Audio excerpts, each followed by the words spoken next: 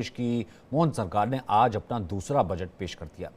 Budget में किसी भी नए कर का प्रावधान नहीं किया गया है। वित्त मंत्री जगदीश देवड़ा ने विधानसभा में 4,21,032 करोड़ रुपए का बजट पेश किया। सरकार ने अपने बजट में सभी वर्गों पर फोकस किया है। बजट में महिलाओं, छात्रों से लेकर किसानों तक को सौगातें दी गई हैं।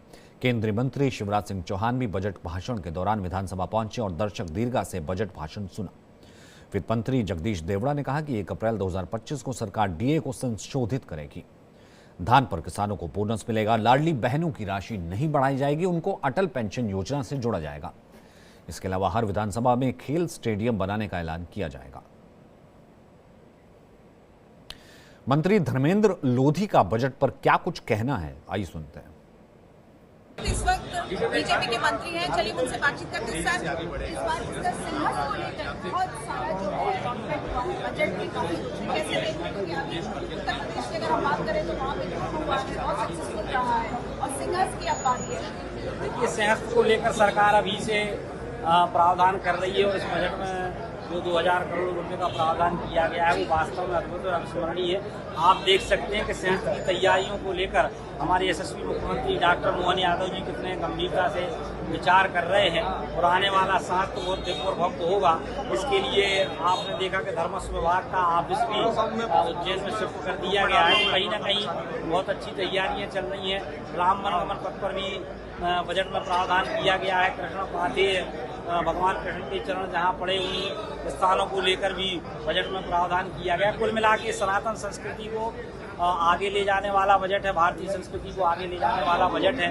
पर्यटन के क्षेत्र में मध्य प्रदेश क्रमांक 1 का प्रदेश बने, इसके लिए भी बजट में पर्याप्त प्रावधान। चलिए, हमसे बातचीत करने का बहुत बहुत शुक्रिया। टूरिज्म मिनिस्टर धर्मेंद्र लोधी का कहना है कि 2000 करोड़ का जो है इस बजट में प्रावधान किया गया है सिंहस के लिए।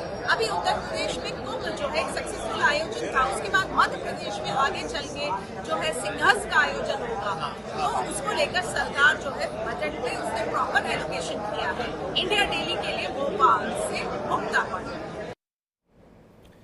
तो बजट को लेकर नेता प्रतिपक्ष उमंग सिंघार का क्या कुछ कहना है, ये भी आपको सुनाते हैं। इंडिया डेली में इस वक्त मेरे साथ बातचीत के लिए मौजूद है नेता प्रतिपक्ष उमंग सिंघार जी। चलिए इनसे जानते हैं, बजट पेश हो गया है आज, आप कैसे देख रहे हैं पूरे बजट को। वित्त मंत्री का कहना है कि जनता से सुझाव लिया गया है, ज्ञान की बात की है उन्होंने, सारे वर्गों को समाहित करने की बात की है। वित्त मंत्री जी अगर कह रहे हैं कि जनता से सुझाव लिए तो प्रदेश की जनता से जाए, हर जिले में वित्त मंत्री जाके पूछे किससे सुझाव लिए। वहां की प्रदेश की जनता, जिले की जनता इनको जवाब देगी। अगर इनको अंडे खाने जाना है, सड़े टमाटर खाने जाना तो जाए। विधायकों से क्या पूछा गया, किस विधायक से पूछा गया कि बजट के अंदर प्रावधान? आप झूठी बात कर रहे हैं। आप सरकार के एक जवाबदार मंत्री, वित्त मंत्री, वो पुराने आंकड़े गिनाने से प्रदेश को नहीं मिलेगा। प्रदेश को आप क्या देना चाहते हो? बजट का मतलब है कि विजन सरकार का कि हम 1 साल में ये करेंगे। न प्रदेश में न इस वित्त मंत्री जी के भाषण में युवाओं के लिए कोई स्पष्ट नीति नहीं है। नौकरी को लेके स्किल डेवलपमेंट की बात करते हैं कि हमने इतने हजारों लाखों स्टूडेंट्स को स्किल ट्रेनिंग दे दी, लेकिन क्या उनको नौकरियां मिली? बताया वित्त मंत्री। कृषि की बात करते तो कृषि को समय पे खाद नहीं मिलती, किसान परेशान रहता, उसको लेके आपकी कोई स्पष्ट नीति नहीं। उसके लिए आपने क्या बजट प्रोविजन वो स्पष्ट नहीं है। किसान को आपने राज्यपाल के अभिभाषण में कहा 5 रुपए कनेक्शन, वो वित्त मंत्री जी क्यों बोल गए? तो इनके विरोधाभास इनके दोनों के भाषण में। तो मैं समझता हूं कि भारतीय जनता पार्टी की सरकार जितना अनुपात में होना चाहिए, जनसंख्या अनुपात में पिछड़ों के लिए, चाहे एसटी के लिए, एससी के लिए, उस अनुपात के अंदर हर वर्ग के अनुपात में बजट नहीं है। कर्ज का बजट है। कर्ज लेके आप खुद घी पी रहे हो, विकास की बात करते हो। मुख्यमंत्री कह रहे हैं कि बहुत जो है उन्होंने बढ़ाने की कोशिश की है, बहुत बड़ा बजट है। अरे ये राम गमन पथ पे तो पैसे बढ़ा नहीं पाए, तो कहां से बजट बढ़ा दिया इन्होंने? भगवान राम की बात करते हैं, भगवान राम की बात करने, भगवान राम के नाम पे वोट मांगते हो, लेकिन सिर्फ 30 करोड़ रुपए दे रहे हो। नर्मदा में पौधारोपण की बात कर रहे हैं, तो इसके पहले 350 करोड़ का घोटाला हुआ। क्या दोबारा क्या पार्ट 2 करना चाहते हैं नर्मदा घोटाला पौधों का? लाडली बहना के अंदर आप संख्या आपने कम कर दी।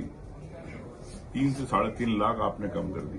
तो लाडली बहना को 3,000 के बजाय आप संख्या घटाते जा रहे हो। लाडली बहना रोएंगी बीजेपी के नाम पर। चलिए, हमसे बातचीत करने का बहुत बहुत शुक्रिया। तो ये थे नेता प्रतिपक्ष उमंग सिंह, जिनका कहना है कि जो भले ही वित्त मंत्री कुछ भी कहे, मुख्यमंत्री मोहन यादव कुछ भी कहे, लेकिन ये बजट जो है बिल्कुल निराशाजनक है। इंडिया डेली के लिए भोपाल से मुक्ता। बात करते हैं मुक्ता पाठक, इस वक्त हमारे साथ मौजूद है, स्टेट हेड एमपी की। मुक्ता, जाहिर सी बात है विपक्ष कहीं ना कहीं बजट को आड़े हाथों लेता है, लेकिन इस बार क्या कुछ टारगेट सेट किया गया था, किस तरीके की उम्मीदें थी और क्या कुछ रिएक्शंस हैं, भले आम लोगों की बात करें या फिर इकोनॉमिस्ट की बात करें? देखिए, सबसे पहले तो अगर बात करें तो डॉक्टर मोहन यादव मुख्यमंत्री का ये कहना था कि कोशिश थी कि जो है कि इस बार का बजट जो है जैसे कि 4 लाख करोड़ से ज्यादा का बजट है, तो पूरी कोशिश की गई है कि जो मध्य प्रदेश की जो विकास है उसकी चिंता की जाए। उसके बाद और वित्त मंत्री की माने तो वित्त मंत्री जी का कहना है कि उन्होंने पूरी जनता से सुझाव मांगा था, उसको समाहित करने की कोशिश की गई है बजट में, और साथ में हर वर्ग का ध्यान रखने की कोशिश की गई है, चाहे वो युवा वर्ग हो, उनकी रोजगार की बात है, महिलाएं हैं, किसान हैं और जो बाकी है, सबकी कोशिश सबको समाहित करने की कोशिश की गई है। उसके बाद जैसे देखिए, अभी हम लोगों ने देखा है कि कुंभ का आयोजन हुआ, काफी सक्सेसफुल रहा। अब मध्य प्रदेश में सिंहस्थ होना है आने वाले दिनों में, तो उसको लेकर अभी से ही इसी बजट से जो है उसके लिए अलग से प्रावधान किया गया है, ताकि सिंहस्थ को जो है मध्य प्रदेश सरकार जो है सक्सेसफुल बनाना चाह रही है। हम अगर बात करें स्पिरिचुअल टूरिज्म की बात करें तो लगातार हमने देखा है डॉक्टर मोहन यादव का जब उनका पहला ही भाषण था विधानसभा में, उनके मुख्यमंत्री का जब उन्होंने चार्ज लिया था, तब से उन्होंने स्पिरिचुअल टूरिज्म की बात की है, धार्मिक टूरिज्म को बढ़ाने की बात की है, उसको भी समाहित किया गया है इस बजट में। और उसके बाद जो है जो फिल्म वेब सीरीज वगैरह जो लगातार हम देखते हैं कि भोपाल एक अच्छा डेस्टिनेशन बन गया, मध्य प्रदेश बन गया, यहाँ पे शूट होते, उसको भी लेकर जो है अलग से प्रावधान किया गया है। तो इस तरह से काफी सारी, और GIS अभी जो है सक्सेसफुल आयोजन हुआ था ग्लोबल इन्वेस्टर समिट का, तो उसको भी कैसे और आगे जाके उसके भी इन्वेस्टमेंट्स कैसे आएंगे और उसमें किस तरह से, और भोपाल के डेवलपमेंट में भोपाल को अलग से डेवलप करा जाए ताकि इस तरह के बड़े आयोजन आने वाले समय में भोपाल में हो सके। तो इस तरह की बहुत सारी चीजें, सब चीजों को समाहित करते हुए जो है ये बजट रहा है। हालांकि कांग्रेस जो है वो जो है उसका कहना है कि सरकार जो है कर्ज में डूबे जा रही है, और उसके बाद जो है बजट की बात करती है, तो कांग्रेस ने आज प्रदर्शन भी किया। बिल्कुल जी, बहुत बहुत शुक्रिया मुक्ता फिलहाल इस बातचीत के लिए। तो यहाँ रुक रहे एक छोटे से ब्रेक के लिए, लेकिन देश और दुनिया की ताज़ा खबरों से अपडेट रहने के